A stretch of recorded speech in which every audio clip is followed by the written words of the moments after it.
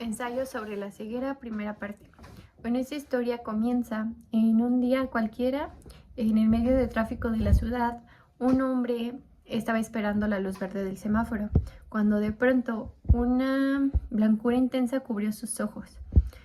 Lo que veía no era oscuridad típica, como la ceguera, sino una claridad densa, como si su mente hubiese sido tragada por una niebla espesa. Desesperado comenzó a tocarse los ojos sin comprender lo que ocurría. Los conductores que estaban atrás empezaban a tocar el claxon desesperados para que él se moviera. Y se acercó un señor con una aparente bondad, el cual le ofreció que él lo llevaba a su casa en su coche, pero en cuanto él tuvo la oportunidad, le robó el automóvil. El hombre, al entrar a su casa, pues como no podía ver nada, no pudo ver quién era el hombre que lo había llevado a su casa. Esperó hasta que llegara su esposa a casa para platicarle la situación. El hombre fue al oftalmólogo y el oftalmólogo le dijo que era el primer caso de lo que después se iba a conocer como la ceguera blanca. En el consultorio del oftalmólogo, un hombre sabio y meticuloso, que después de revisarlo quedó perplejo, o sea, el oftalmólogo, porque no sabía qué era lo que estaba ocurriendo, y en la valoración no encontró ningún daño alguno en sus ojos. La vista del paciente se había desvanecido sin causa aparente. Esa noche el médico pensó durante horas en ese caso del señor, sin imaginar que al día siguiente la enfermedad se expandiría como una sombra blanca sobre todos los ciudadanos. Pronto llegaron nuevos pacientes a su consultorio. En ellos iba una mujer con gafas oscuras, un niño pequeño que se había quedado ciego mientras esperaba a su madre, y un anciano que llegó con una venda negra.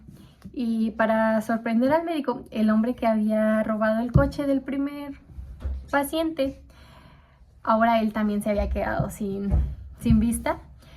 Cada historia era parecida. Era la pérdida súbita de la misma vista con un color blanquecino, y todos presentaban la misma desesperación. El médico empezó a temer de que era algo contagioso.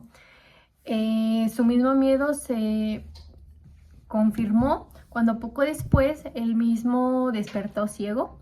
El mundo se había borrado ante sus ojos, y a su lado su esposa lo observaba con dolor. Ella, sin dudarlo, decidió fingir que también había perdido la vista, solo para no abandonarlo. Su gesto fue el primer acto de amor y humanidad en el medio de la tragedia. Las autoridades empezaron a alarmar y correr la voz con rapidez del contagio que se estaba presentando en la ciudad. Ordenaron aislar a los enfermos en un manicomio abandonado. Camiones militares los transportaron como si fueran peligrosos. Los soldados tenían órdenes estrictas de que si alguien intentaba escapar, dispararan.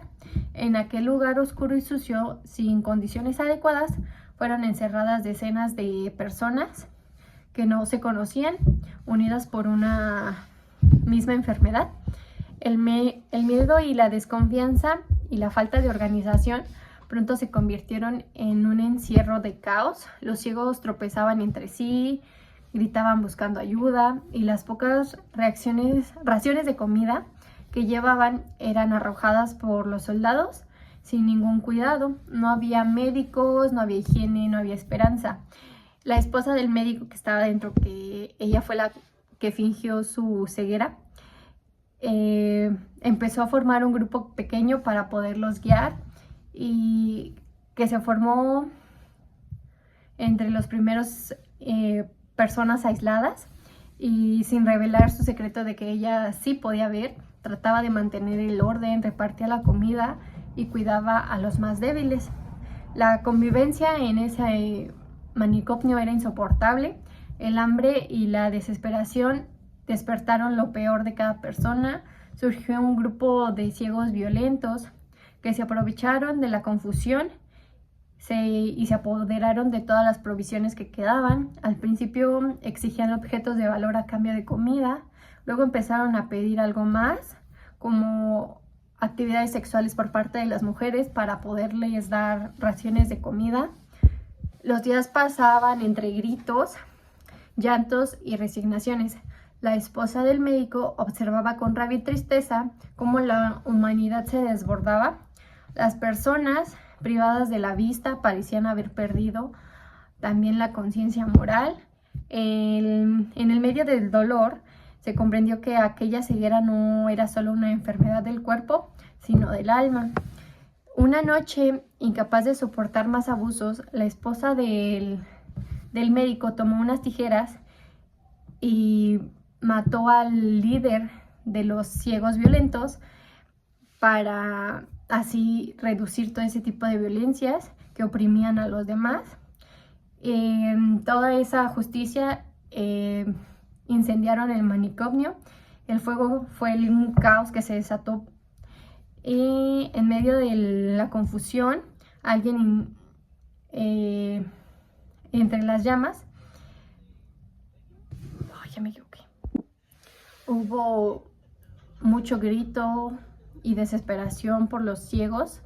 Muchos huyeron del manicomio guiados por la voz firme de la esposa y una voz fuerte, firme y de liderazgo. Al cruzar las puertas del manicomio pensaron que la pesadilla había terminado, pero afuera los esperaban una ciudad irreconocible, calles vacías, basureros desbordados, vidrios rotos, cuerpos abandonados y el mismo silencio blanco de miles de personas que ya no podían ver. La verdadera oscuridad apenas comenzaba.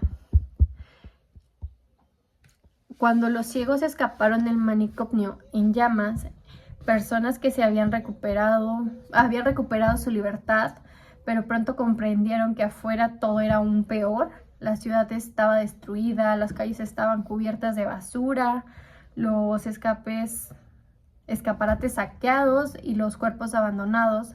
El olor era muy fuerte, se mezclaban con el silencio de la sociedad y había un peligro muy inmenso y no había razón ni justicia por los demás. La esposa del médico, aún con la vista intacta, se convirtió en la guía y la protectora de todos esos pequeños grupos que vivían dentro del manicomio.